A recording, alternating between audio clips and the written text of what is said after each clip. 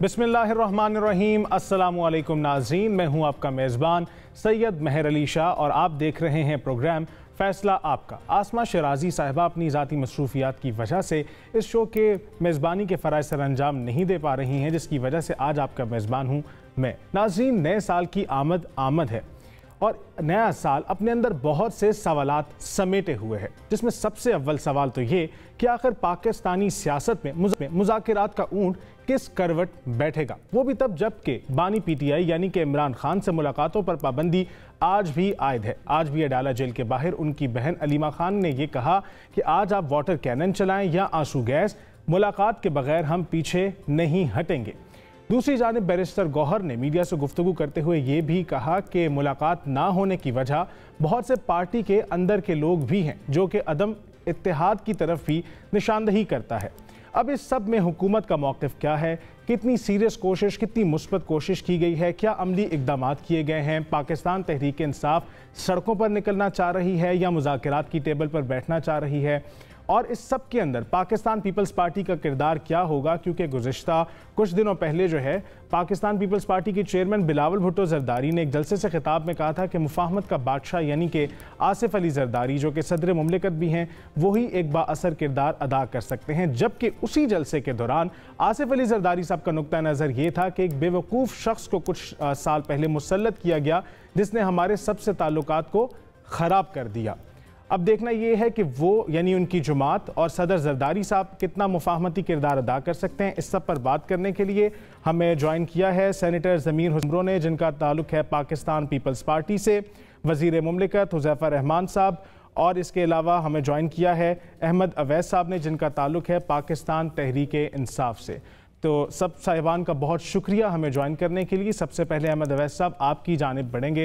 अहमद अवैस साहब, बैरिस्टर गौहर की जानिब से ये कहा गया है कि पार्टी के अंदर बहुत से लोग हैं जिनकी वजह से मुलाकात नहीं हो पा रही है, और इसके अलावा उन्होंने ये भी कहा है कि जो वज़ीर आला केपी का दौरा था वो उनके एक ज़ाती मफाद पे बेस करता था, पार्टी से मुशावरत नहीं की गई, जो कि हिंट करता है कहीं ना कहीं अदम इत्तेहाद को। दूसरी जानिब अलीमा खान ने यह स्टैंड रखा है कि हमें मुज़ाकरात के बारे में तो कुछ इल्म नहीं है, हमें सिर्फ ये कहा गया है कि सड़कों पर निकलें। तो मैं आपसे वजाहत ये चाहता हूं कि अभी पीटीआई का स्टैंड क्या है, आप लोग सड़कों पर निकलना चाह रहे हैं या आप लोग मुज़ाकरात की मेज़ पर बैठना चाह रहे हैं? बिस्मिल्लाहिर्रहमानिर्रहीम। देखिए, बड़ा जितनी आपने इनकी गुफ्तगू बताई है, उससे एक चीज़ तो बड़ी वाज़ेह तो आपने मुतरश्शे है, और वो ये है कि मुज़ाकरात से बिल्कुल इनकार नहीं है, और अगर हुकूमत विद ऑल सिंसेरिटी मुज़ाकरात नहीं करती है, वो मैग्नेनिमिटी नहीं दिखाती है कि जो मुतवक्का है किसी भी हुकूमत से, क्योंकि हुकूमत के पास एक बड़ी पावरफुल मशीनरी होती है, इसलिए मैग्नेनिमिटी उसी को दिखानी होती है। ऑपोजिशन हो, कोई भी पार्टी जब ऑपोजिशन में आती है और इस किस्म के हालात जहाँ पे कानून कोई नहीं है, आइन कोई नहीं है, अदालत कोई नहीं है, तो वहाँ पे तो जो मर्ज़ी कर रहे हैं, एक्सप्लॉइट करते हैं। फिर आर्टिकल 3 कॉन्स्टिट्यूशन का कि हुकूमत जो है वो हर किस्म की एक्सप्लॉइटेशन को ख़त्म करे, यहाँ हर किस्म की एक्सप्लॉइटेशन हुकूमत खुद कर रही है। तो ऐसे हालात में ये सारी बात जो है ये हुकूमत के ऊपर डिपेंड करती है। इन्होंने तो आपने गौहर साहब का सुन लिया, आपने उनकी आज की उनकी स्टेटमेंट भी, कि बिल्कुल अब वो पार्टी के इस वक्त जो हैं वो चेयरमैन है, उसने बड़े वाज़ेह अल्फाज में कहा कि हम तो तैयार हैं पार्टी के गुफ्तगू के लिए, लेकिन अगर आप गुफ्तगू नहीं करेंगे तो फिर protest is the only answer. क्या करेंगे? और लेकिन सर आपके चेयरमैन ने इस जानिब भी निशानदेही की है, कहीं ना कहीं सर अदम इत्तेहाद की तरफ भी निशानदेही इन्होंने की है कि पार्टी के अंदर से बहुत से लोगों का किरदार है जो हम जो है ना मुलाकात की जानिब बढ़ नहीं रहे हैं। तो उस पर आप क्या कहेंगे? क्योंकि दो मुतज़ाद राय हमारे सामने आ रही हैं। एक उस्मा खान साहिबा हैं जो एक अलग बात कर रही हैं, और बैरिस्टर गौहर साहब हैं जो बिल्कुल एक अलग नुक्ता नज़र पेश करते हैं। देखिए, मैं आपको बताऊं कि जहाँ तक मोहतरमा अलीमा खान का ताल्लुक है, वो उनकी बहन है, पार्टी के ओहदेदार नहीं है, इसलिए वो उनकी बात जो है वो पार्टी की रिप्रेजेंटेशन की शक्ल में नहीं ली जा सकती। ठीक है, उनके एक पैशन है, एक उनके तस्वुरात है, एक उनके जज्बात हैं अपने भाई के लिए, और बहुत सिंसियर यार, एक बहन से बढ़ के किसके हो सकते हैं। बिल्कुल। तो वो एक उन हालात में जो कुछ भी वो कहती हैं वो अपनी जगह, लेकिन उसको ये कहा जाए कि ये पार्टी की तर्जमानी है तो वो नहीं है। पार्टी की तर्जमानी तो गौहर सब कर सकते हैं, या पार्टी के मुश्तरका कोई इलामियत दाखिल होगा, जारी होगा, उसमें आएगा। हाँ, अलबत्ता एक बहुत कमी महसूस होती है कि पार्टी के जो सेक्रेटरी जनरल हैं, मेरे ख्याल में उनमें वो कॉम्पिटेंस मुझे नजर नहीं आती। लेकिन सर वो जब भी बात करती हैं वो ये कहती हैं कि मैं इमरान खान साहब की जो है ना वो पैगाम रसा हूं, मैं उनका पैगाम पढ़कर सुना रही हूँ लोगों को। आज भी जब वो गुफ्तगू कर रही थी, उनका यही कहना था कि हमें इमरान खान साहब की तरफ से ये इंस्ट्रक्शंस हैं कि सुहेल आफरीदी को कहो कि स्ट्रीट पावर शो करे, और आज हम सड़कों पर मौजूद हैं। ये कह रहे वो यही बात कर रही है कि ये अब इमरान खान जेल में है। बहुत सारी ऐसे मामलात हैं जो पार्टी की लीडरशिप जो यहाँ मौके के ऊपर जो सामने देख रहे हैं, जो सफ़र कर रहे हैं इस वक्त हालात से, और जिनको नज़र आ रही है सूरत हाल, उनको बहुत सारे फैसले करने हैं, वो जाके मशवरा कर सकते हैं। यहाँ पे ये कमी महसूस हो रही है इस बात की बहुत ज़्यादा, इसलिए उनको ये कह देना जो है ये काफ़ी नहीं है। और इमरान खान ने कहीं पर भी, मैं खुद कई दफ़ा मिला उनको, किसी स्टेज के ऊपर इमरान खान ने मुज़ाकरात की मुखालफत नहीं की है। ठीक है, बिल्कुल भी, लेकिन प्रॉपर एक डिग्निफाइड तरीके से होने चाहिए, और ये काम जो है ये हुकूमत का है। अब जब हुकूमत एक तरफ कहे, प्राइम मिनिस्टर कहे एक जनरल तकरीर के अंदर कि जी हम मुज़ाकरात के लिए तैयार हैं, और दूसरे सांस में कह दें कि जी ये 9 मई के वाक़े के माफ़ी मांगे, तो फिर इसका मतलब है कि ये ना ही है ना। अगर माफियों पे बात आनी है तो फिर आए उसके ऊपर ही बात कर लेते हैं। लेकिन सर देखिए, इस तरह के बयानात आपकी पार्टी की जानिब से ही आ रहे हैं। अलीमा खान साहिबा ने तो यहाँ तक कह दिया था कि जो मुज़ाकरात की बात करता है वो इमरान खान का दोस्त नहीं है। सर क्या आपको नहीं लगता कि इस तरह के बयानात आपकी पार्टी की साख को और मुज़ाकरात के अमल को सबसे ज़्यादा भी मुतासिर कर रहे हैं? मैं इससे देखिए ना, मैं दुरुस्त है आपकी बात, इससे पहले कहा कि ये पार्टी की तर्जमानी नहीं है। ठीक, अगर अलीमा खान ने ये बात कही है वो इस लिहाज से नहीं कर रही है, तर्जमान नहीं है ना पार्टी की वो, मतलब उनकी सिंसेरिटी, उनका वो तो अबव डाउट है। भाई गए हैं, उनका भाई जेल में है, जज्बाती ख्यालात यानी कि जैसा कि आपने भी पहले जिक्र किया जिस तरह से, जी हाँ। लेकिन मैं ये आपसे बात जो कहना चाह रहा हूँ वो बात यह है कि जो किसी स्ट्रॉन्ग प्रेमिसेस के ऊपर, बुनियादी असूलों के ऊपर ही बातचीत जो है वो हुआ करती है, और वो असूल वज़ा करने हुकूमत का काम होता है। ठीक है, आपको मैं एक याद दिलाता हूँ, पिछले आप चले जाइए जब भुट्टो साहब के खिलाफ इलेक्शन के रिगिंग के ऊपर यहाँ हंगामे हुए थे, और जब वो बहुत बढ़ गए तो भुट्टो साहब ने as prime minister of Pakistan उन्होंने बाकायदा तौर के ऊपर TOR बनाई, और उसके बाद एक बाज़ाब्ता तरीके से ऐलान उनको ऑफर किया था ऑपोजिशन को, मुत्तहिदा ऑपोजिशन को, कि आप आके मुज़ाकरात के लिए बैठे, और फिर मुज़ाकरात शुरू हो गए। ये तरीकेकार अभी तक अपनाया नहीं गया, तो आप कैसे कह सकते हैं कि ये तैयार नहीं है? तो अच्छा सर, जहाँ पे सर आप जिक्र कर रहे हैं कि पार्टी की जो तर्जुमानी है वो बैरिस्टर गौहर साहब कर रहे हैं, उन्होंने ये बयान भी दिया है कि वज़ीर आला खैबर पख्तूनख्वा सुहेल आफरीदी का जो दौरा पंजाब था उसमें पार्टी से कोई भी मुशावरत नहीं थी। सर एक तरफ आप उन्हें चेयरमैन कह रहे हैं, दूसरी जानिब वो खुद आके बात कह रहे हैं कि एक तो पार्टी के अंदर बहुत ज़्यादा अदम इत्तेहाद है, दूसरी जानिब वो ये कह रहे हैं कि KP के जो वज़ीर हैं वो भी मेरी जो है ना मुशावरत नहीं कर रहे हैं। तो सर किस तरह से मुज़ाकरात की बात आगे बढ़ेगी और पार्टी आपकी किस जानिब जाएगी? ऐसी बात नहीं है। देखिए ना, देखिए बात यह है कि वो एज चीफ मिनिस्टर अगर पंजाब में आए हैं तो ये कोई ऐसी बड़ी बात नहीं थी, कोई ये कोई पॉलिसी मेकिंग तो नहीं थी ना। अच्छा, यहाँ पे पॉलिसी आपने वज़ा करनी है, वहाँ पे मुशावरत के बाद फैसला करना जो है वो लाजमी है और होना चाहिए। ये उनका एक एक्ट था कि वो पंजाब में आ रहे हैं, चीफ मिनिस्टर आ रहे हैं, एक चीफ मिनिस्टर दूसरे सूबे के अंदर जा सकता है, वो भी आए हैं यहाँ पर। लेकिन जिस तरीके से उनका यहाँ पे इस्तकबाल हुआ है, ये कोई जमहूरी तरीका तो नहीं था सर। लेकिन खैबर पख्तूनख्वा के तर्जुमान ये कह चुके हैं कि उस दौरे के जो मकासद थे वो उससे बढ़कर हम जो है अचीव कर चुके हैं, तो यानी कुछ ना कुछ मकासद तो थे। खैर सर आपका पॉइंट मेरे पास आ गया है, हुज़ैफा रहमान साहब की जानिब बढ़ेंगे। हुज़ैफा साहब, हुकूमत, लेकिन मैं आपको आपकी इस बात का जवाब दे दूं। देखिए मकासद, जी मैं आपको बता दूं, मकासद जो थे ना जी, अब मैं बोलूं थोड़ा सा? जी प्लीज जवाब दें सर, उसके बाद मैं हुज़ैफा साहब की तरफ बढ़ूंगा। अच्छा, मैं ये कहना चाह रहा था कि देखिए उनके मकासद तो सिर्फ ये थे कि वहां जाके जो उनकी टॉप लीडरशिप है जो जेल के अंदर है उनसे जाके मैं किसी तरीके से अप्रोच करूं, उनको मिलूं और वहां पे बातचीत करूं उनको लोगों से, ताकि ये इसे तासुर ये मिले कि कंसेंसस डेवलप हो। तो ये कोई ऐसी बात नहीं थी कि जिसके अंदर कोई उनको अलग से कोई उनको वो इजाजत लेनी चाहिए थी। ठीक है सर, आपका पॉइंट मेरे पास आ गया है। उज़ैफर रहमान साहब आपकी तरफ बढ़ेंगे। आप बताइएगा कि हुकूमत कितनी संजीदा है मुज़ाकरात को लेकर, और सलमान अकरम राजा ने तो यहाँ तक कहा है कि आप लोग एक मुलाकात नहीं करवा सकते हैं। मुलाकात का कहा गया तो आपने कहा कि जो है इजाज़त नहीं मिली अभी तक मुलाकात की। एक तो ये बताएं कि किससे इजाज़त तलब कर रहे हैं आप लोग, दूसरी जानिब ये बताएं कि मुलाकात नहीं करवा पा रहे हैं, उनके ये इल्ज़ामात हैं आपके ऊपर, तो आप लोग कितने संजीदा हैं? क्या कोई अमली इक़दामात भी देखने में आएंगे हुकूमत की जानिब से मुज़ाकरात को लेकर? जी, बहुत शुक्रिया जी। आपने मेरे बड़े भाइयों जैसे हैं अहमद अवैस साहब को आपने बहुत पेशेंट ऑडियंस दी 8-10 मिनट की। तो मैं चाहूँगा मुझे कम से कम उसकी आधी आप अगर अनइंटरप्टेड सुन लेंगे तो मैं सारे सवालों के जवाब भी दे दूँगा, और जो हमारे और आपके व्यूअर्स हैं उनकी भी ज़ाहिर है जो है जो कंसेप्ट्स हैं वो क्लियर हो जाएँगे कि जो भी इश्यूज़ चल रहे हैं। लेकिन पहली बात तो ये है कि मेरा अपना ज़ाती नुक्ता नज़र है कि बानी तहरीक-ए-इंसाफ मुज़ाकरात के खुद हामी नहीं है, क्योंकि वो शख्स जानता है कि उसने जिस कल्ट की जो ट्रेनिंग की है, वो तब तक उसके साथ है जब तक वो मरो और मार दो की पॉलिसी पर चलेंगे।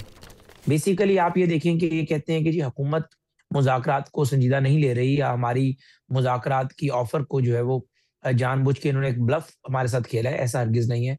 आपको याद होगा 8 फरवरी 2024 के इलेक्शन के फौरन बाद मियां नवाज शरीफ साहब ने एक कमेटी बनाई, राना सनाउल्लाह साहब उस कमेटी में थे, बाकी लोग थे, और मकसद यही था कि मुज़ाकरात किए जाएं। लेकिन उन्होंने कहा नहीं, बानी तहरीक इंसाफ की रिहाई वो हो ही नहीं सकती थी, ज़ाहिर है एक सजा याफ्ता मुजरिम है, उन्हें हम रिहा कैसे कर सकते हैं। उसके बाद एक और कमेटी बनी, उसको भी इन्होंने डिसोन कर दिया, स्पीकर नेशनल असेंबली देख रहे थे उसको। इसके अलावा असेंबली फ्लोर पर बैरिस्टर गौहर ने बात की, तो इन्होंने बैरिस्टर गौहर साहब को बाकायदा तौर पर डिसोन के करीब कर दिया और मुज़ाकरात नहीं हुए। अब भी बानी तहरीक इंसाफ ने इस नियत से जो है चकज़ई साहब को नॉमिनेट किया है, क्योंकि उन्हें पता है जब वो लाडले थे बानी तहरीक इंसाफ और वो 2014 के धरने में जो गुफ्तगू चकज़ई साहब के बारे में किया करते थे, वो जानते हैं कि चकज़ई साहब के बारे में दूसरा फरीक क्या सोचता है या क्या नुक्ते नजर है, और उन्हें पता है कि जब चकज़ई साहब अगर for the sake of argument being devil's advocate मेरे नुक्ते नजर से हट के बात कर भी देंगे, तो मैं इजीली डिसोन कर सकता हूँ अपनी जमात के लोगों के सामने, अपने वोटर्स के सामने, कि मैं तो नहीं इस बात को ऑन कर रहा। अगर बानी तहरीक इंसाफ संजीदा होते, पहली बात तो ये कि वो अपने ट्विटर हैंडल के जरिए लगाए ना पोस्ट कि चेयरमैन बैरिस्टर गौहर जो मेरी पार्टी का सरबराह है वो करे मुज़ाकरात, और वो जो फैसला करेगा मैं खुद भी उसकी तकलीद करूंगा। वो कभी नहीं करेंगे। बेसिकली उनकी गुफ्तगू में तजाद है। बात वो जमहूरियत की करते हैं, सिविलियन बालादस्ती की करते हैं, लेकिन बात क्या करना चाहते हैं कि मुज़ाकरात मैं करूंगा, मुख्तलिफ कुव्वतों का नाम लेते हैं, ताकि चूंकि उन्हें पता है कि उनसे मुज़ाकरात के नतीजे में आसान तरीन रास्ता है कि वो लाडले दोबारा बन जाएं और दोबारा वज़ारत-ए-उज़्मा के मनसब पर पहुंच जाएं। उज़ैफर साहब ठीक है, लेकिन ये तो हो गई उनकी अप्रोच, ये तो हो गया उनका रवैया। आप क्योंकि हुकूमत के तर्जुमान हैं, वज़ीर ममलिकत कहते हैं, आप ये बताइए कि क्या अमली इक़दामात हुकूमत की जानिब से क्या किए जा रहे हैं इस वक्त फ्लोर के ऊपर, प्रैक्टिकल स्टेप्स क्या लिए जा रहे हैं? क्या अमली इक़दामात करें? एक बंदा अचकज़ई, जिसको आप कहते थे कि अचकज़ई तो यूं कर लेती है, अचकज़ई के बारे में जो आपने बैशिंग की, आप अपनी जमात के जिम्मेदार लोगों को अख्तियार नहीं दे रहे और कह रहे हैं चकज़ई करेगा मुज़ाकरात। और हमारे पास ये मालूमात हमें पता है कि जब इस शख्स का दिल चलेगा चकज़ई को भी बस से। तो सर हर्ज क्या है, आप उनको अपोजिशन लीडर मुंतखब कर दें ताकि मुज़ाकरात की जानिब बढ़ा जा सके, क्योंकि आपके वज़ीर आज़म की जानिब से मुज़ाकरात की पेशकश की गई है। एक बंदा जो है एक जमात के जो अक्सरियती एमएनएज हैं जो कहते हैं फलां जमात के साथ है, वो एक अलहदा जमात का बंदा है, ये एक अलहदा जमात के, उसको सिर्फ और सिर्फ नॉमिनेट इसलिए किया गया कि ही नोज वेरी वेल कि ये शख्स जो है ये ज्यादा मुज़ामती बयानियां उठा सकता है, और जो सोच मैं तकवीयत दे रहा हूं अपनी जमात के लोगों के जरिए, ये अचकज़ई ऑलरेडी उसी सोच का हामिल शख्स है। तो जाहिर है अगर ये बानी तहरीक इंसाफ की अप्रोच होगी तो क्या आपको लगता है कि मुज़ाकरात आगे बढ़ेंगे? मुझे आप ये बताएं कि अहमद अवैस एक सीनियर कानूनदान है, ये कह रहे थे कि जी बानी से मुलाकात, यानी सर खबरें सामने आ रही थी कि हुकूमत जो अपोजिशन लीडर्स को नोटिफाई करना चाह रही है, लेकिन आपकी बातों से लग रहा है कि शायद हुकूमत संजीदा नहीं है नोटिफाई करने के हवाले से। क्या आप तस्दीक कर सकते हैं? हर इशू पे बात हो सकती है, ये इशू जो है ये काबिल गौर हो सकता है, इस पे डिबेट हो सकती है, लेकिन ये हरगिज नहीं है कि आप ये कहें कि हमारा राइट है और इसलिए इस पर बात की जाए। ये कोई राइट नहीं है तहरीक इंसाफ का। हाँ, ये जरूर है कि जब हम मेज पर बैठे तो बातचीत कर सकते हैं। अगर ये देखें इस तरीके का अपनाएंगे तरीकेकार जो अपना रहे हैं कि सर आप बड़ेपन का मुजाहिरा करके ऑपोजिशन लीडर नामजद कर दें तो मेरे ख्याल से बात आगे बढ़ सकती है, और मुलाकात भी करवा दें उनकी। सर आखिर एक मुलाकात बहन से करवाने में क्या ही हर्ज है? आप मेरे भाई हैं, कोई गुड्डा गुड्डी का खेल है? कि जब बानी तहरीक साहब जो चाहेगा हम वैसे करते रहेंगे। भाई बानी तहरीक इंसाफ क्या चाहता है कि हम अपोजिशन लीडर इनको मान लें और इस कमेटी के साथ मुज़ाकरात शुरू कर दें। 3 महीने बाद हो गया जी, मेरी तो बंदा ही नहीं है, मेरी तो जमात का ही नहीं है, मैं तो इसे डिसोन कर रहा हूं, और फिर हमारी ट्रोलिंग करे, फिर एक नैरेटिव बिल्ड करे। अगर उसकी नीयत है तो कहे अपने ट्विटर हैंडल के जरिए, अहमद अवैस साहब कल ट्वीट कराएं कि मैंने सियासी जमातों से मुज़ाकरात करने हैं, जो कुछ माजी में मैंने इन जमातों के खिलाफ की है वो गलत है, मैं उसमें माफी मांगता हूं, और ये जमातें अगर मेरे बारे में जो कुछ गलत कर चुकी है उसमें माफी मांगे, हम भी माजत करने को तैयार हो जाएंगे। लेकिन कहे ना कि ये बात कि मैं मुज़ाकरात इन्हीं सियासी जमातों से करूंगा और ये सियासी जमातें जो फैसला कर लेंगी, यानी कि उनके जो भी मुंतखब नुमाइंदे हैं उनको मानने से इनकार है आपकी जानिब से, और आप उन्हें ऑपोजिशन लीडर बनाने का कोई इरादा भी नहीं रखते हैं। क्या किनको इनकार है जी? आपने जैसा कि कहा कि वो 3 महीने बाद फिर यू टर्न ले लें, तो ऐसा लग रहा है कि जैसे कि इनकारी हैं आप लोग उनके ऑपोजिशन नामजद जो उन्होंने रखी की ऑपोजिशन लीडर के लिए। अचकज़ई साहब एक सीट के एक एमएनए हैं, कोई उनके पास मैंडेट नहीं है, एक मेजर मैंडेट जो है वो तहरीक इंसाफ के पास है और उसकी सरबराही बैरिस्टर गौहर के पास है, लेकिन वो शख्स जो है वो सिर्फ अंगूठा लगाने के लिए है, उस बेचारे के पास कोई अख्तियार नहीं है। अगर इनकी नीयत साफ होती, ये बैरिस्टर गौहर से ज्यादा मुअत्तिल तो शख्स ही कोई नहीं है, ये बैरिस्टर गौहर को ना सिर्फ नॉमिनेट करते, अख्तियार भी देते और अब तक मुज़ाकरात शुरू भी हो जाते। ठीक है सर, यानी कहीं ना कहीं आपको क्रेडिबिलिटी पे शक है महमूद खान अचकज़ई की, और आप ये कह रहे हैं कि यू टर्न का जो है यानी कि जमानत का कहीं ना कहीं खर्चा है आपको। महमूद अचकज़ई साहब ये तो है कि प्राइस शादी में अब्दुल्ला बेगाना। ठीक है उज़ैफर साहब, आपका पॉइंट मेरे पास आ चुके हैं और बिल्कुल आपको जो है ना आधे से भी ज्यादा वक्त दिया गया है अहमद अवैस साहब से। ज़मीर हुसैन साहब की जानिब बढ़ूंगा। ज़मीर हुसैन साहब, पीपल्स पार्टी क्या किरदार अदा कर सकती है, मुफाहमती किरदार अदा कर सकती है? आपने दोनों रहनुमाओं की गुफ्तगू सुनी और आप देख रहे हैं कि क्या सियासी हलचल हो रही है मुज़ाकरात को लेकर। पाकिस्तान पीपल्स पार्टी के चेयरमैन बिलावल भुट्टो ज़रदारी ने कहा था कि मुफाहमत के बादशाह यानी कि सदर आसिफ अली ज़रदारी किरदार अदा कर सकते हैं, लेकिन सदर आसिफ अली ज़रदारी ने उसी जलसे के दौरान ये कहा था कि एक बेवकूफ़ शख्स को लाया गया जिसने हमारे ताल्लुकात को ख़राब कर दिया जो बाकी ममालिक हैं उनके साथ। तो इस अप्रोच के साथ एक तो ये बताइएगा कि क्या नुक्ता नज़र रखती है आपकी जमात सदर मुमलिकत पाकिस्तान तहरीक इंसाफ को लेकर, और इस मुज़ाकरात को लेकर आपकी जमात क्या किरदार अदा कर सकती है या अदा करना चाहती है? देखिए, सदर ज़रदारी ने पार्लियामेंट को पहले साल ही खिताब करते हुए ये कहा था कि political parties should go 2 steps back and start dialogue. ठीक है, और उसके बाद हमने 26 अमेंडमेंट में डायलॉग करके भी दिखाया। 26 अमेंडमेंट में हमने JUI को एंगेज किया, PTI भी उसमें थी, लेकिन जो है वो PTI डायरेक्टली नहीं आना चाहती थी क्योंकि उनकी नैरेटिव का इशू है। तो हमने तो उनको सबको डायलॉग में जो है वो शामिल किया, और अभी भी हमारा यही नुक्ते नज़र है, जैसे बिलावल भुट्टो ज़रदारी साहब ने कहा है कि पॉलिटिकल पार्टीज़ में डायलॉग जमहूरियत को मजबूत करेंगे। अभी आप इस सिस्टम से नुकाइश जो है वो कहें कि इस सिस्टम में ये है, इस सिस्टम में ये है, लेकिन आपको वे फॉरवर्ड तो जाना पड़ेगा ना, आगे जाना पड़ेगा ना, पीछे तो नहीं जाना पड़ेगा। तो वहाँ से नुक्ता आगाज़ कहाँ से? वो बिलावल भुट्टो ज़रदारी ने यह भी बताया कि वो इलेक्टोरल रिफॉर्म से शुरू करें कि भाई 2013 की इलेक्शन हो, 18 की इलेक्शन हो, 24 की इलेक्शन, सब पर क्वेश्चंस आ गए ना। एक RO इलेक्शन हो गई, एक में जो है वो सिस्टम बैठ गया, एक में फार्म का इशू हो गया। तो आप कहाँ से कंसेंसस का तो यही इशू है ना कि भाई जो आइंदा सेटअप हो वो फूल प्रूफ हो, और उसमें जो है वो आप कंसेंसस से जो अगर सक्सेसफुली, और 2017 में भी ये हुआ था कि आपने जब इलेक्शन एक्ट आया था 2017 में, जो सभी पॉलिटिकल पार्टीज में उस वक्त PTI की गवर्नमेंट थी, सबको इन्वॉल्व किया गया था, लेकिन वो जो है वो कामयाब नहीं हो सका। तो हमारा नुक्ता नज़र ये है कि पॉलिटिकल पार्टीज़ को बिल्कुल डायलॉग में आना चाहिए, और ये ट्रस्ट का इशू होता है क्योंकि डायलॉग के लिए अगर आप संजीदा नहीं हैं तो डायलॉग आगे नहीं बढ़ेगा, और ट्रस्ट का इशू है जो है वो PTI और PMLN में। मेरे ख्याल में इसको जो है ओवरकम करना पड़ेगा और जो है वो डायलॉग को आगे बढ़ाना पड़ेगा। आना सभी को टेबल पर है, जो है वो आना सभी को, जितनी भी मुजाहमत करें आपको टेबल पर आना पड़ेगा, क्योंकि हमने भी पहले देखा है 90s 80s के पीरियड में जब हमारी जो है वो चलती थी क्लैश जो है PMLN से, हमने 1973 के बाद जो है वो दूसरा बड़ा डॉक्यूमेंट चार्टर ऑफ डेमोक्रेसी है, बिल्कुल उसमें हमने किया इनके साथ। तो इसी तरह अभी जो पॉलिटिकल पोलराइजेशन है वो बहुत जो है ना वो क्रॉस कर गई है लिमिट्स। तो मेरे ख्याल में उसको भी कम करने के लिए और पॉलिटिकल सिस्टम को आगे बढ़ाने के लिए, उसको मजबूत करने के लिए, पार्लियामेंट को, जमहूरियत को, जिस पर जो है वो आइन खड़ा है, फेडरलिज्म पर खड़ा है, तो उसके लिए मेरे ख्याल में डायलॉग में और PTI को फैसला करना पड़ेगा कि आप 26 अमेंडमेंट में मौलाना फजल रहमान के थ्रू टास्क कर रहे थे, अभी आप कह रहे हैं अचकज़ई के थ्रू टास्क करेंगे। आप क्यों डायरेक्ट क्यों नहीं आ रहे हैं? जब आपके चेयरमैन बैरिस्टर गौहर कह रहे हैं कि भाई हम टास्क करना चाहते हैं, he is the chairman of the party now, ठीक है ना, तो आप जो है अगर डायलॉग करना चाहते हैं तो बिल्कुल आप क्लियर हों कि हम डायलॉग करना चाहते हैं। क्यों बीच में जो है वो आप इसको जो है मुबहम रखते हैं? आप जो है कहते हैं हम करेंगे भी, डायलॉग भी करेंगे, एक लीडर स्टेटमेंट देता है एक डायलॉग करेंगे, दूसरा कहता है हम नहीं करेंगे। You have to be clear अगर डायलॉग करना है, और डायलॉग होता है पॉलिटिकल पार्टीज के दरमियान, इससे नैरेटिव कमजोर नहीं होती, इससे मजबूत होती है कि we are a democratic people. आप पार्लियामेंट में बैठे हैं ना, हम बैठे हैं सब पार्लियामेंट में, अगर पार्लियामेंट में बैठे हैं तो हमें तो डेली डायलॉग करते हैं आपस में ना, छोटे छोटे इश्यूज पर करते हैं। यानी कि आपको लगता है कि कहीं ना कहीं डायरेक्ट अप्रोच होगी पीटीआई की जानिब से? मेरे ख्याल में डायरेक्ट वो मेरे ख्याल में इनको फैसला करना पड़ेगा कि we are entering into the talks with the government, और ये पीटीआई का फैसला है।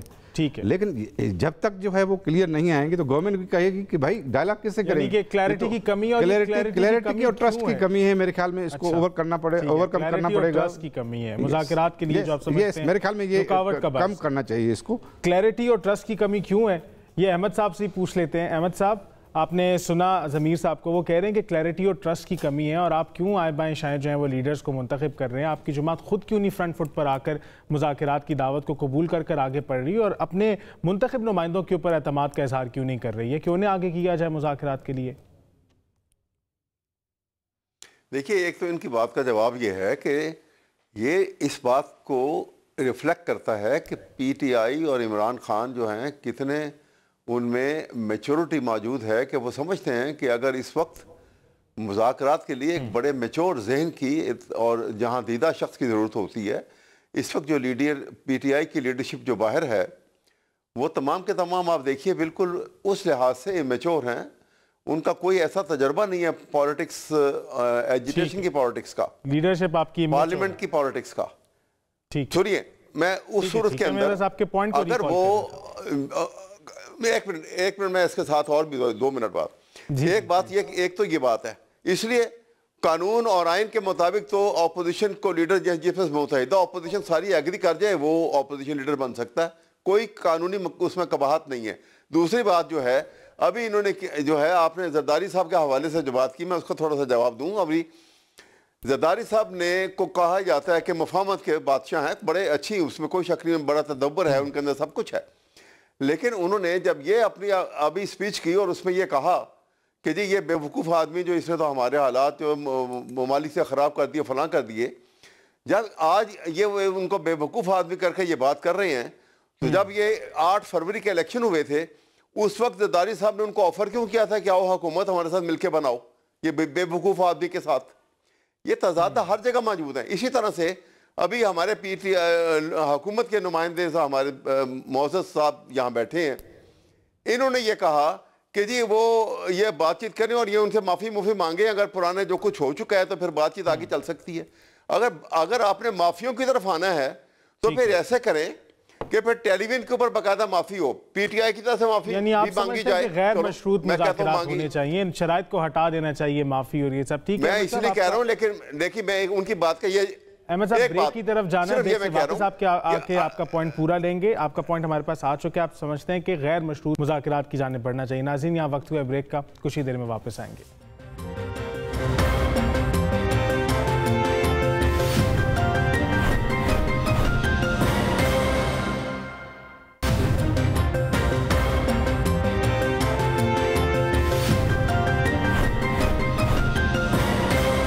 वेलकम बैक नाज़रीन, मुज़ाकरात के हवाले से गुफ्तगू चल रही थी और आपको ये बताते चलें कि सलमान अकरम राजा का ये बयान सामने आया है कि मुलाकात के बगैर, यानी कि इमरान खान साहब से मुलाकात के बगैर जो है मुज़ाकरात का अमल आगे नहीं बढ़ सकता है। उधर जुनैद अकबर साहब का ट्वीट भी सामने आया जिसमें उन्होंने मुलाकात ना करवाने को गैर इंसानी फेल करार दिया और ये भी कहा है कि ये कैद नहीं बल्कि अब ज़ाती इंतकाम की शक्ल इख्तियार कर चुकी है। इस पर मौक़िफ़ जान लेंगे उज़ैफ़ा रहमान साहब का। उज़ैफ़ा साहब, अब मुलाकात क्यों नहीं करवा देते आप लोग ताकि मुज़ाकरात की मेज़ पे बैठा जाए और मुज़ाकरात के अमल को आगे बढ़ाया जाए? क्या मुश्किलात हैं, क्या रुकावटें हैं जो आप मुलाकात से जो है हिचकिचा रहे हैं? जी, बहुत शुक्रिया जी। पहली बात तो ये कोई हिचकिचा नहीं रहे। अहमद अवैस साहब खुद एक कानूनदान है। किसी सजा याफ्ता मुजरिम को पाकिस्तान के आइन के तहत इलेक्शन लड़ने की इजाज़त नहीं है और यहाँ पर एक सजा याफ्ता मुजरिम चाहता है कि मैं जेल में बैठ के अपनी जमात चलाऊं, जेल में बैठ के वज़ीर आला तब्दील करूं, जेल में बैठ के कैबिनेट बनाऊं, जेल में बैठ के इस्लामाबाद में चढ़ाई की मनसूबाबंदी करूं। आपका फौरी सवाल ये होगा कि फिर आपने 2 साल मुलाकातें क्यों कराई? उसके लिए हमने इतना बड़ा दिल किया, रियासत बेसिकली माँ की तरह होती है और हमने अपने डिस्क्रिप्शन को एक्सरसाइज किया, जो कि मैं समझता हूँ हमें नहीं करनी चाहिए थी। जिस दिन बानी तहरीक इंसाफ मुल्जिम से मुजरिम लेकिन ये मुलाकातें माजी में भी होती रही हैं, खा वो नवाज शरीफ साहब थे या जरदारी साहब थे, ये मुलाकातें तो मामूल रही हैं। जवाब ले लें अब आप, अगर आप उसका जवाब ले लें, माजी में बिल्कुल होती रही हैं, जो कि वो भी कोई खिलाफे कानून हुई हैं। उस वक्त की इंतजामिया, उस वक्त की जेल सुपरिटेंडेंट ने अपनी स्वाबदीद का इस्तेमाल किया, लेकिन किसी शख्स ने माजी में ये बातें कर रहे थे, अहमद अवैस साहब मेरे भाई हैं, ये कि फलां मूवमेंट की, किसी मूवमेंट में भुट्टो साहब ने अगर उस वक्त की जो मूवमेंट थी अपोजिशन इत्तेहाद की, उसके बाद कहा कि मैं इसकी शफाफ इंक्वायरी कराने को तैयार हूं।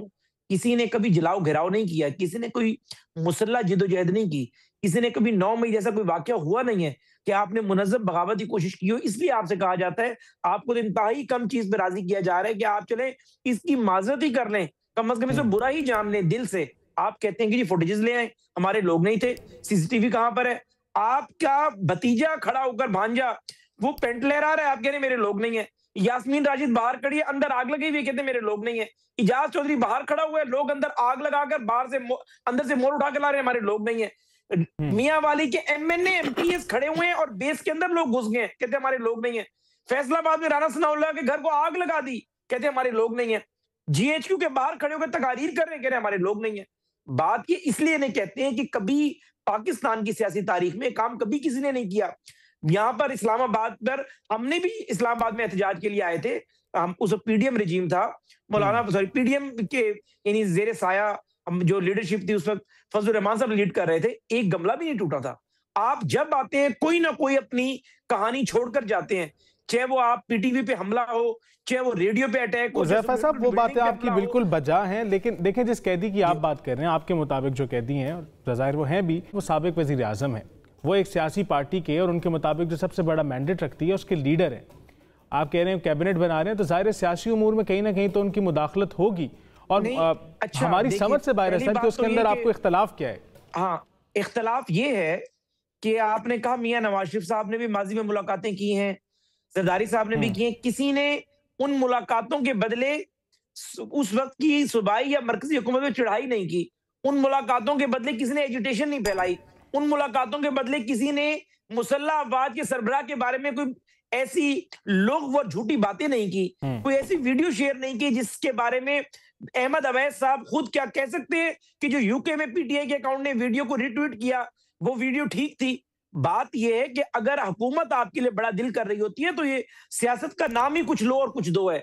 ये नहीं है कि आपके मीठा मीठा हप कड़वा कड़वा थूथू, यानी मैं जो करूंगा वो जमहूरी जिद्दोजहद है, हुकूमत जो चीज करेगी वो आमराना कार्रवाइयां कर रही है। भाई अगर हुकूमत आपकी मुलाकातें करवा रही थी, हुकूमत ने आपके लिए बड़ा दिल कर रखा था, तो आप कम से कम ये तो सोचते कि मैं हुकूमत के लिए, सियासी कुव्वतों के लिए कैसे हालात पैदा कर रहा हूं इस मुल्क में। और आप फिर बाहर आकर कहते हैं, आपके लोग आकर कहते हैं कि जी बानी तहरीक साहब का पैगाम है, सियासी बंदा सियासी गुफ्तगू नहीं करेगा तो और क्या करेगा। भाई आप सियासी गुफ्तगू करें, लेकिन आप तो यहाँ पर मुसल्ला गुफ्तगू करते हैं। आप तो यूं लगता है कि जिस तरह तहरीक इंसाफ की किसी मुसल्ला विंग को जेल से, यानी कि आपके मुताबिक माजी के रवैये और रवायात कहीं ना कहीं जो है वजह है कि आप लोग मुलाकात नहीं करवा रहे हैं। ठीक है सर, आपका पॉइंट मेरे पास आ गया है। हमने कराई मुलाकात, आखिरी बात, मेरी बात का जवाब सुन लीजिए, मुलाकात कराई। अहमद साहब से जवाब ले लेते हैं, आपको जवाब देना चाह रहे थे आप, प्लीज अपना आखिरी पॉइंट रखें, अहमद साहब की जानिब बढ़ेंगे। आखिरी बात, सिर्फ 1 महीने के तात्तुल के बाद आपकी बहन कहती है मैं फैमिली हूं, मैंने वेलबींग जाननी है। मौसूफा वेलबींग जानने गई है और बाहर आकर जो ट्वीट की है, उस ट्वीट को मेरे ख्याल से हर सीशुर सियासतदान पढ़कर शर्मा जाए कि क्या नेशनल लेवल के लीडर का ये स्टेचर है। और बाद में कहते हैं तो जेल में बैठा हुआ है। अच्छा, जेल में अगर बैठा हुआ है तो चलो, जिन लोगों ने वो ट्वीट कराया था वो लोग ये ट्वीट भी करा ले कि 9 मई को कंडेम करवा दें वो लोग। ठीक है सर, यानी कि वही आप वाली बात होगी कि माजी का रवैया जो है वो वजह है इन लोगों के साथ इनको मुलाकात ना करवाने की। ठीक है ज़फ़र साहब, आपका पॉइंट आ गया। अहमद साहब का इस पर जवाब ले लेंगे। जी अहमद साहब। देखिए, अभी हमारे भाई ने बड़ी वजाहत से और अच्छे तरीके से बड़ी सख्त बातें भी कर दी। देखिए मेरी बात सुनिए, ये कहते हैं कि जी एहतजाज हुए, लेकिन देखिए हमारे भी थे नून लीग की तरफ से, कभी एक गमला नहीं टूटा, कभी कुछ नहीं हुआ। आप देखिए कि गमला नहीं टूटा, लेकिन क्या कोई दुनिया के तख्ते के ऊपर अगर पाकिस्तान छोड़ को आगे भी निकल जाएं, कोई मिसाल है जब सुप्रीम कोर्ट पे हमला हुआ था? वो हमला किसने किया था? वो पीटीआई ने किया था हमला। सुप्रीम कोर्ट की जजमेंट में उसकी डिटेल सारी मेंशन है कि वो हमला कैसे हुआ था और किसने किया था। और अगर ये माफ़ी के ऊपर आते हैं तो दोनों भाई नवाज शरीफ और शहबाज जो हैं टीवी पे आके सुप्रीम कोर्ट के हमले की माफ़ी मांग लें, हम इसकी माफ़ी मांग लेते हैं, चलो बात ख़त्म हो जाती है। बात को ख़त्म करें कहीं पर, हम आगे चलें। मसला ये है कि जब तक इस तरह से हम चलते रहेंगे ना, ये हम कहीं ठहरेंगे नहीं। और अगर नहीं ठहरेंगे, नुकसान पाकिस्तान का हो रहा है, क्योंकि यहाँ इन्वेस्टमेंट नहीं हो रही है, यहाँ लोग बेरोजगार बढ़ती जा रही है, परसेंटेज उनकी बिलो पॉवर्टी लाइन की परसेंटेज बढ़ती जा रही है। हालात जो है बदतर होते जा रहे हैं। अगर हमारी आप बहुत ऑप्टिमिस्टिक और आइडियलाइज किस्म का नुक्ता नजर पेश कर रहे हैं कि पहले वो माफी मांगे और आगे बढ़ने की आप बात कर रहे हैं, लेकिन सर उन्हीं के ऊपर आप मवाद क्यों डाल रहे हैं कि वो पहले माफी मांगे? आप बड़ेपन का मुजाहरा क्यों नहीं करते? आपकी लीडर की जानिब से माफी क्यों नहीं सामने आ जाती? पहले आप क्यों नहीं माफी? मैं ये बात कर रहा हूं, देखिए नहीं मैं आपको बता रहा हूं, मैं तो ये बात उस सीक्वेंस में कर रहा हूं कि जो वाकया पहला हुआ है उसकी पहले माफी मांगी जाएगी, जो वाकया बाद में हुआ उसके बाद में माफी मांगी जाएगी। सीधी बात है। वो 97 का वाकया, ये 2023 का वाकया, तो इसलिए इसमें कोई बुराई नहीं है। जब बात खत्म करनी है, अगर या इस बात को छेड़े ना, और अगर खत्म करनी है तो ऐसे खत्म करें, कहीं आगे चलें।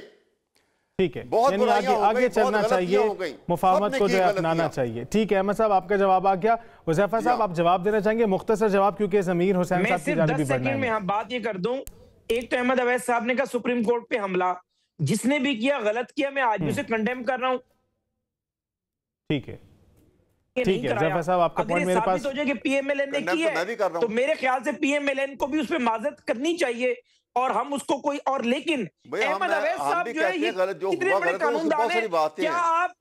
क्या आप एक बंदा मर्डर करके आजाद फिर रहा हो तो दूसरे बंदे को आप इस जो है दलील पे आजाद कर सकते हैं कि इसने भी मर्डर किया, इसे आजाद करने फलां आजाद फिर रहा है?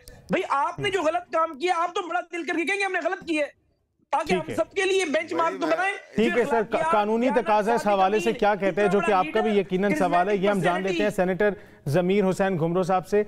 सेनेटर साहब, कानूनी तकाज़े क्या कहते हैं? आप सीनियर कानूनदान भी रह चुके हैं, खूब समझते हैं इन तमाम मामलात को। कानूनी इस हवाले से क्या कहते हैं? मुलाकातें हो सकती हैं? क्या ये मुलाकातें जायज़ हैं? क्या समझते हैं आप? जैसे मुलाकातें तो जेल मैनुअल के तहत जो है वो रेगुलर होती हैं कैदियों की, और गवर्नमेंट को सिंपली ये करना चाहिए कि गुज़श्ता 2 महीने में या 3 महीने में आपने कितनी मुलाकातें कराई और कितनी डिनाई की। तो मेरे ख्याल में वो ला है, मुलाकात तो होती है, कैदियों की मुलाकात होती है, ऐसी नहीं होती है। लेकिन इनका जो मैंने पहले ही कहा कि ट्रस्ट डेफिसिट है, और वो इमरान खान साहब मेरे ख्याल में उन पर ये इनको शक है कि वो जेल से गवर्नमेंट चलाना चाहते हैं। ठीक है, तो किसी पॉलिटिकल लीडर ने जेल से गवर्नमेंट नहीं चलाई, तो वो इस वजह से जो है वो ये मुलाकात नहीं करने दे रहे हैं, क्योंकि वो उनको फिर गवर्नमेंट को इंस्ट्रक्शन देते हैं। एहतजाज के भी मुख्तलिफ स्टेटमेंट भी आए हैं, तो शायद ये जो ट्रस्ट का डेफिसिट है उस वजह से गवर्नमेंट भी कह रही है कि जो है वो आप जेल से गवर्नमेंट नहीं चला सकते और किसी नहीं चलाई। लेकिन देखें, ये तो जेल मैनुअल में अलाउड है कि फैमिली के साथ आप मुलाकात कराने देंगे, और आप इवन जो है वो बाहर से लोग आते हैं वो भी मुलाकात करते हैं। ये पॉलिटिकल लीडर से जनरल ज़िया से के दौर से जो है वो कैद में रहे हैं, हमें पता है। मुशर्रफ के दौर में हम हर जेल में जेले हैं, तो मेरे ख्याल में हम पॉलिटिकल कैदी रहे हैं। तो गवर्नमेंट का जो मौक़िफ़ यही है, तो गवर्नमेंट को आम करना चाहिए कि हमने गुज़श्ता 2 महीने में 3 महीने में ये जेल मैनुअल के तहत इतनी मुलाकात करानी है। समझते हैं मुलाकात ना करना। मेरे ख्याल में मुलाकात में तो कोई हर्ज नहीं है, लेकिन उस मुलाकात को जो अगर यूज़ किया जाए, फॉर एग्जांपल कि मैं जो है वो किसी सूबे में खुद ही गवर्नमेंट चला लूँ, किसी लीडर ने जो है वो जेल से गवर्नमेंट नहीं चलाई, और हमारे लीडर भी जेल में रहे, उन्होंने जेल से गवर्नमेंट नहीं चलाई। मेरे ख्याल में ये हर्ज नहीं है, लेकिन आपके मुताबिक सियासी रंग न दिया जाए, ये सियासी उसको जो है वो। बहुत शुक्रिया ज़मीर साहब, आपका पॉइंट मेरे पास आ गया। नाज़रीन, बढ़ेंगे एक ब्रेक की जानिब, वापस आते हैं कुछ ही देर में।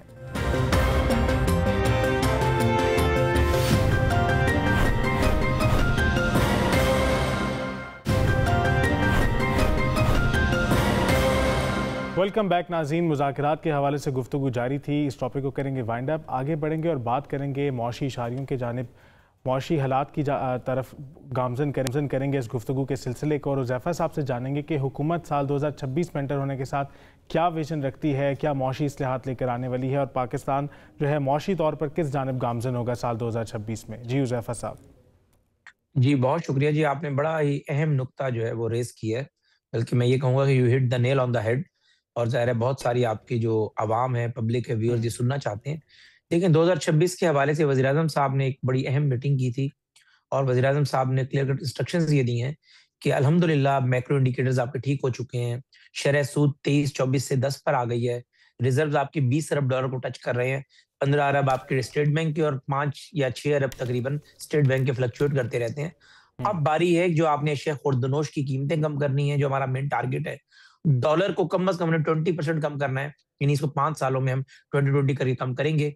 और दूसरा हमने तीसरा सबसे अहम ये है कि पेट्रोलियम मसनूआत की कीमतें भी कोशिश है कि जो लेवी है 100 पे पहुंची है, ज़रा वो जरूरत थी, मजबूरी थी, उसको भी जरा कम किया जाए। एफबीआर के हमारे टारगेट से 19,000 अरब रुपए के होपफुली हम अचीव करेंगे, लेकिन उसमें एक मेजर रिफॉर्म लेकर आनी है, क्योंकि ये ना रहे लोगों को कि भैया शायद उनको कोई डंडा उनके सर पर मारकर उनसे टैक्स कलेक्शन की जा रही है, लोग खुशी खुशी टैक्स दें। तो इस हवाले से छोटी छोटी चीजें, अशिया खुर्दनोश की कीमतें हैं, अद्वियात की कीमतें हैं, बिजली की कीमतों में मजीद 3 से 4 रुपए रिलीफ देने का इरादा है 2026 में।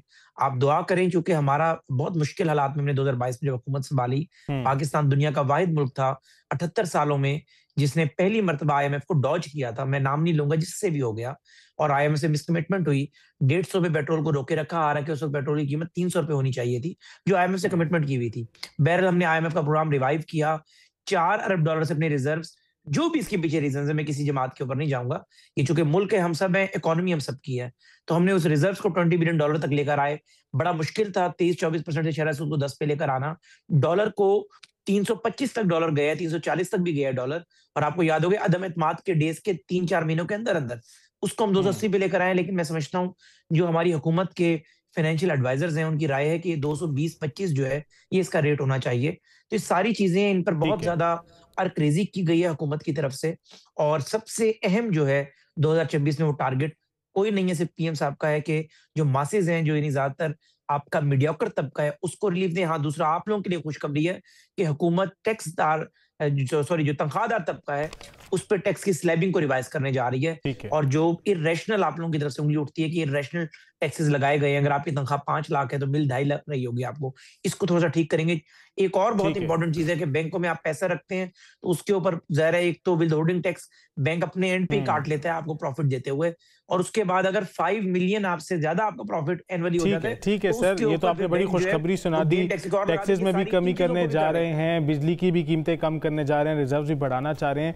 अहमद अवैस साहब, क्या समझते हैं हुकूमत अपना टारगेट अचीव कर पाएगी? और ये भी बताइएगा कि क्या आपकी पार्टी में कोई डिस्कशन चल रही है साल 2026 को लेकर, क्योंकि आप भी एक सूबे की तर्जुमानी करते हैं, वहां के हवाले से क्या विजन है आपका केपीके के हवाले से? ये भी इनसे पूछ लें कि क्या हमारे इस विजन में हमें ये सपोर्ट करेंगे 2026 में? ये जी बिल्कुल, ये इसी का जवाब देंगे कि आप क्या समझते हैं कि क्या ये कामयाब हो पाएंगे और आपका क्या किरदार होगा इसमें, और केपीके के हवाले से भी बताइएगा। मैं पहले तो अपने भाई की बात का जवाब दे दूं, पॉजिटिवली अगर अच्छा काम होगा बिल्कुल सपोर्ट करेंगे। ठीक है, मेरी बात सुनिए। बात ये है, अभी तक वो प्रॉपर स्टेप जो है ना, जो जिससे इकोनॉमी जो है वो बेहतर आगे चलती है, वो प्लानिंग जो है वो अभी तक नजर नहीं आई। मैं आपको एक मिसाल दे देता हूँ। अभी देखिए पाकिस्तान की आबादी जो है वो 25 करोड़ है, इसमें कोई किसी को मुबालगा मेज़ी नहीं, ये हकीकत है। अब मुझे ये बताइए कि 2024 में जब इलेक्शन के बाद ये हुकूमत बन गई, मैं इस डिटेल में नहीं जाता, जैसे बन गई हुकूमत, उसके बाद बजट आया 24 का, बजट आया 25 का, और आपको पता है कि ये इनके अपने मुफ्तात अंदाजे के मुताबिक बिलो पॉवर्टी लाइन की परसेंटेज है वो इस वक्त 50% से तजावुज कर रही है। ठीक है, इसका मतलब है कि 12.5 करोड़ कम से कम, 12.5 नहीं 12 करोड़ लोग जो हैं वो बिलो पॉवर्टी लाइन जिंदगी गुजार रहे हैं। ठीक है सर, यानी कहीं ना कहीं आप इनके विजन से जो है वो मुत्तफिक नहीं है। केपीके के विजन के हवाले से बता दें, क्या विजन रखते हैं? मैं ये बता रहा हूं, नहीं मैं ये कह रहा हूं वक्त की मुनासिबत को भी मद्देनजर रखना है। पॉजिटिवली बात कर रहा हूं मैं। जी एक मिनट, मैं सिर्फ ये बात कर रहा हूं कि ये स्टेप पॉजिटिव जो लेने चाहिए। लिहाजा कोई प्रोजेक्ट अभी तक उनकी हालत को बेहतर बनाने के लिए नहीं आया जब तक इतनी बड़ी तादाद में लोग इस तरह से हो गए कि उनका रोजगार कोई नहीं है, कोई प्रॉपर स्टेप नहीं है उनकी लाइफ को अपलिफ्ट करने के लिए, उसके स्टेटस को, तो हम आगे तरक्की नहीं कर सकेंगे। ये स्टेप लेने जरूरी है, आप लीजिए और हर कोई तारीफ करेगा जब लेंगे, क्योंकि वो लोग भी तो इंसान हैं हमारी तरह। आपका नुक्ता नजर मेरे पास आ गया है, जमीर हुसैन गुमरो की जाने पड़ेंगे। सेनेटर साहब, आप भी एक सूबे की तर्जुमानी कर रहे हैं, क्या विज़न है सूबे को लेकर? एक तो आपने हुज़ैफ़ा साहब को भी सुना, अहमद साहब को भी सुना, इनसे भी अपनी राय से आगाह कीजिएगा और बताइएगा कि सिंध को लेकर अब क्या विज़न है पीपल्स पार्टी का। देखिए, हमारा जो हुज़ैफ़ा साहब ने बात की, मेजर जो मैक्रो इंडिकेशंस हैं इकनॉमी के, वो तो बेहतर हैं, उसमें कोई शक नहीं। आप जो है वो जब गवर्नमेंट ली गई थी तो the country was on the verge of default. ये गवर्नमेंट जो है वो पीडीएम की गवर्नमेंट से लेकर यहाँ तक वो उस क्राइसिस से जो है वो मुल्क को निकाला है और मैक्रो जो इंडिकेटर्स हैं वो बेहतर हुए हैं। लेकिन अभी भी 3 जो इश्यूज़ हैं मेनली के लोग जो है वो बाहर बड़ी तादाद में जा रहे हैं और इन्वेस्टर्स जो कॉन्फिडेंस है वो हम विन नहीं कर सके हैं। और तीसरा ये है कि आपकी अगर महंगाई जो है वो निचला जो तबका है वो महसूस कर रहा है कि महंगाई है, वो नीचे जो है वो महसूस नहीं कर रहे लोग कि चीज़ें सस्ती हुई हैं। लेकिन गवर्नमेंट की कोशिश है कि बिजली की कीमतें कम करें, टैक्सेशन का बोझ कम करें।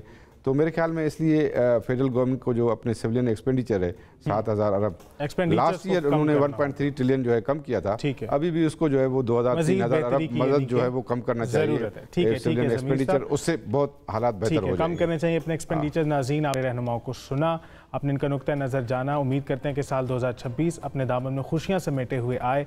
ज़िंदगी बाकी तो बात बाकी। महर अली शाह को दें इजाज़त, मिलते हैं कल के शो में।